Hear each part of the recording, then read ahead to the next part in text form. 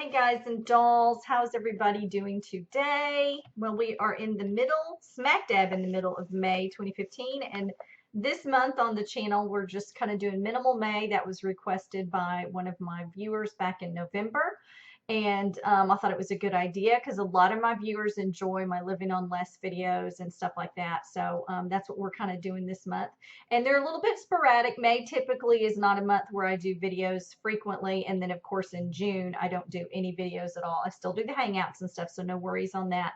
If you want to know pretty much my schedule of anything like Hangouts or things like that, you'll want to go to my blog, which is wesleygw.com, and then click on the little calendar upcoming events. It's in the right sidebar on the website there. So, but for today, it's going to be a long video because I wanted to give y'all 44 rules that I live by for living on less. And there's, of course, many more than this, but these are ones that I pretty much have hard and fast rule about. That I live by these as much as possible. So we're going to launch into that, and hopefully you get some good information out of it. So the first one, number 44, is going to be you do not allow poverty to creep into your home or your life. And the best way that I can illustrate that, and just very quickly, because of course I could expound on any one of these for hours and hours at a time, but when you think of poverty, think in your mind right now, what does poverty look like to you? It probably looks like dirty, cluttered, stuff all in the front yard everywhere, broken things all over the place, torn and tattered, clothing, draperies, tablecloths, furniture, etc. Okay, so you don't want to allow poverty to creep into your life. All right, so that's number 44. Number 43 is have creative draperies, creative window coverings. If you live in a place, whether it's temporary or whether it's long term, okay, one of the most easy ways to make it feel like a home is to have some sort of drapery or window coverings on the windows. So definitely do that. If you have windows right now in your home that do not have some kind of window covering on it, then get that done. And beyond just, the blinds, because like here in my apartment, I have blinds on the windows, but what you're going to want to do is do some sort of soft fabric, and it's very easy to do that. It can be a full drape like a sheet, and that's what I use a lot of times is a sheet, and you just run a rod through the hem of the sheet and just fasten the rod up onto the wall. And if you don't want something that opens and closes, it's very easy to just do a little bit of fabric at the top and even down the sides if you want to, that's like staying in place. So creative drapery. Number 42, live with someone, family, a roommate, etc. If you're having hard times and you're fiercely independent, I can totally relate to that.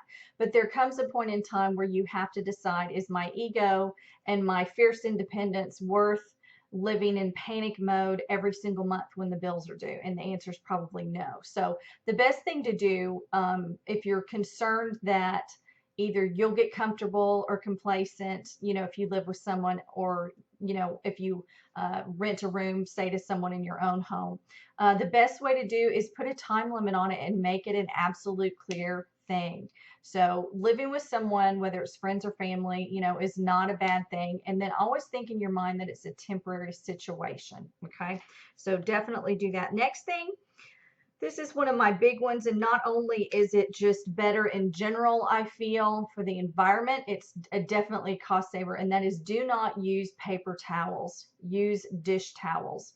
Now, a lot of people are going to say, oh, dish towels are unsanitary. No, they're not. If you use one a day, and you have one every day, that's 7 dish towels. Okay, well, let's say you want to double it, so you have 14 dish towels. It's very easy to have a plastic trash can in your kitchen. Use the towel once the day is done and you clean all the counters and tables for the night. You put the dish towel into the dirty hamper, into the little plastic garbage can, and you get a new towel out the next day. There's nothing more wasteful, in my opinion, than paper towels. Now, there is a place for paper towels. Don't get me wrong. It's not like I'm saying never buy them, but I'm saying use dish towels instead. It's so much easier. And to me, it just kind of lends a more homey environment. Now, it will be disgusting if you use the same dish towel for, 5 or 6 days in a row. That's just gross, and that is very unsanitary. So, but consider that, okay? Number 40, lay off the trendy clothes for Pete's sake. I see people wasting so much money on trendy clothes that are cheap in price and cheaply made, and so they're going to fall apart, or they're going to discolor badly. They'll fade badly with the first washing. Okay, don't spend your money on trendy clothes. You need to spend, if you want something trendy, that's where you get a cheap handbag if you're a girl.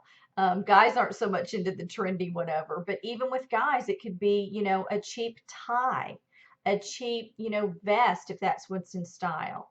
It could be funky socks, do something like that for your trendy. And then of course for women, it's very easy to have trendy with, fake jewelry and stuff like that, and, handbags and scarves and things like that. So, but do not waste your money on trendy clothes. Your clothes should, especially if you're trying to live on less, or you're trying to save money, pay off bills, or even just in general, look at the wealthy, not the superstar idiot wealthy, but look at the truly wealthy people. They're very understated and very, classic style in their dress. Now, I'm not saying you have to have a boring life, but if you have a classic wardrobe that's timeless and doesn't really, and it lasts a long time, then it's very easy to buy a couple of trendy items per season to stay in style. Very simple stuff.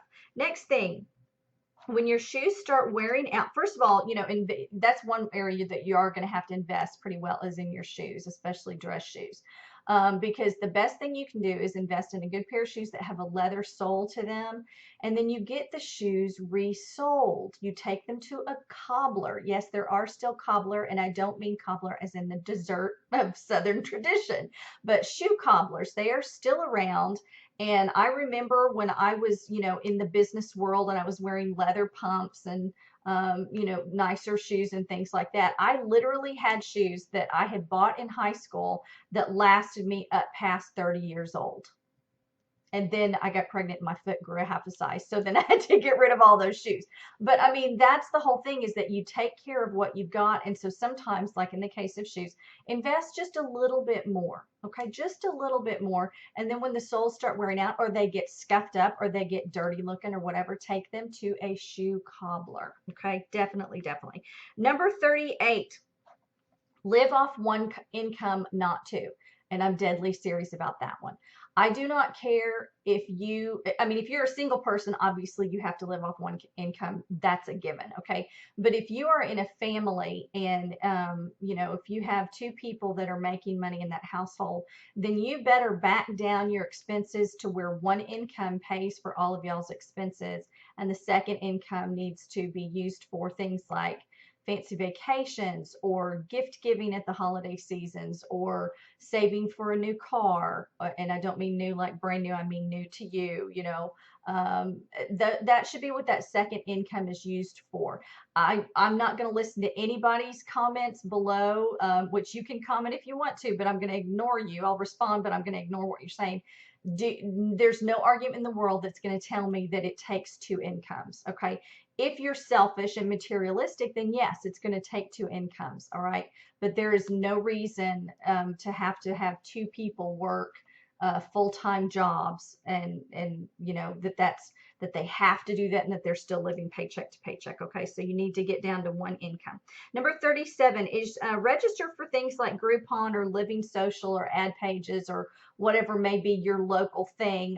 Here in Austin, it started Retail Me Not. That's another one. I think it's called Zulily, something like that. I don't even know what it's called because I don't do a lot of online shopping. But any of those discount things that you can get is going to be good for you, because, again, if you have a family, if you are dating or whatever, to me, it makes sense. If you can get something that costs $100 for $50, why wouldn't you do that? To me, there's no pride, and there's no some kind of mystique of paying full price for stuff. Okay, not a big deal. So definitely get hooked up with those things. Number 36 is trade. If you've got anything, in your home that you don't want anymore, but your neighbor has something, that you want that they don't want. See if y'all can work out a trade. And sometimes, it can also be, maybe I don't even know, maybe you bake bread or something like that, and then they have, a saw that they don't want that you need. Well, then see if you can, bake them bread for a month or whatever. And when you make this agreement, we always want to kind of do the handshake thing, but seriously, work up some kind of little coupons or something on index cards, saying good for one loaf of bread. And then if you've agreed to, 10 loaves of bread, then give them 10 of those coupons. Okay. Very simple to do that. Very, very simple, very easy. And along those same lines is bartering. And that's where you come into it. It's kind of like the trade thing again, but I think of bartering more like where physical labor is involved. So again, can you clean someone else's house for a while? Sure, it's not fun, but if they have something that you need, offer to do that. Can you paint? Can you walk their dogs? Can you house sit for them? Or for several people, it doesn't always have to be a neighbor. That could be kind of a way that you develop, work or whatever, is to do things like that, and you either get paid for it or you work in trade for someone. The next thing would be to sell your hoard, and this is number 34. I've talked about this a lot in a lot of my videos. If you're watching this video right now from a computer, a handheld device, or anything like that, you are a wealthy person. Even if you're sitting in a public library and you don't have a lot, you're still a wealthy person, okay? There are things that you have that other people want or need, and they will pay a price for it, okay? So definitely sell your hoard and get rid of that. And this is a word of note to online sellers, because I know there's a lot of y'all probably watching. You've got too much stuff. You've got too much inventory. I see many of you on social media, and I'm kind of being tough here, but y'all are singing the blues and crying in your beer about how, nothing's selling. Oh, woe is me. How am I going to pay my fees? Oh, this is horrible. I've got to go get a job or whatever. But then the next thing I see is that the weekend comes around. It's like, woohoo, look what I bought at this haul. And then in videos that you've done or photos that you make, I see tons of stuff in the background. So quit accumulating and sell off that stuff. And sometimes, yes, it may be worth $100, but if you need to get it out and you can get 10 for it, then do it and get it out. There's always going to be fines to get. So right now you need to sell your hoard. So number 33 this is a kind of a simple one, but it's how to make your razor last longer. I buy disposable razors. First of all, women, if you've ever heard of the pink tax, or if you haven't, you need to learn what that is. Go Google it. I'm not going to go into detail, but basically pink tax is that women's toiletry items cost more than men's, but they're just as good. Or the men's are just as good as the women's, is what I'm trying to say. So I actually buy men's disposable razors, and they last me for over a year. One pack does. And here's why. Because disposable razors, they give you the indication that, okay, you need to use this and then throw it away after like 2 or 3 days. Well, here's the deal about it. If you leave the blades wet, they will rust and then they will become dull. Okay. So what I do is that when I shave in the shower, I rinse it really good. I dry it off and I store it outside of the shower. So same thing with you guys. Once you've shaved, if you're still using a regular, razor, not an electric razor, you need to clean out that razor after you shave. You need to dry it with a towel, and you need to put it in an area, if your bathroom stays really humid, put it in an area where it can dry out quickly, and your razor blades will last a lot longer. Number 32, do not be brand loyal on most items. I can't think of anything really that I have a brand loyalty to. I used to have a brand loyalty to dishwasher detergent, clothes detergent, and orange juice. And now I'm not anymore. And here's why. Because those things right there, except with the exception of the orange juice, but the detergents, that's something that is a consumable product that over and over and over and over and over again, you're going to be using that. So they want you to pay a premium for it, and they're going to, convince you in every way they can that the most expensive is the best, and that's not necessarily the case. So play around with your area, go to discount stores. A good way to buy cleaning products is actually to go to garage sales and estate sales and buy leftover cleaning products, and you'll get it at a big discount there. And then also, just play around with your store brand or things like that to find a lower cost clothes detergent and dishwasher detergent that you like that cleans as well. But that's the whole thing. Just in general, don't be brand loyal. Number 31, try some store brands or generic brands and choose them if there's if the name, if the name brand is better, then obviously choose that. But otherwise, go generic and go off brand. Okay. You will find a lot of times a higher quality item is an off-brand name, but because they don't have the big marketing behind them, it may only be available in your local area because that's where it's made. I know here in Texas, there's a lot of like foods, prepackaged foods and sauces and things like that that are just fantastic. And they're cheaper than the store brand. They're cheaper than the name brand. And they're usually better tasting. And that's just food. I mean, this goes for anything, of paper goods, frozen foods, meats and things like that. It's like everything, don't always buy the name brand. It's not always better. And you can find generic that's a lot more convenient and a lot better tasting if it's food, for example. Number 30, pack your lunch. If you work outside the home, pack your lunch. If you work from home, but you drive around a lot during the day and you find that you get fast food every day, pack your lunch. Make eating out a specialty. Make it a treat.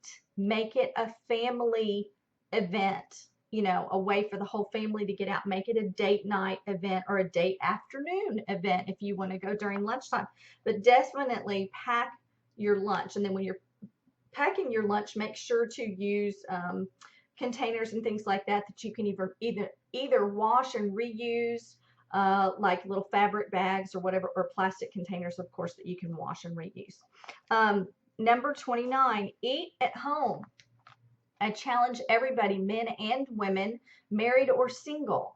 I challenge you, and this is something that I'm teaching my son right now, my 19-year-old son, is that you need to be a master chef of 5 dinners, 5 lunches, and 5 breakfasts minimum.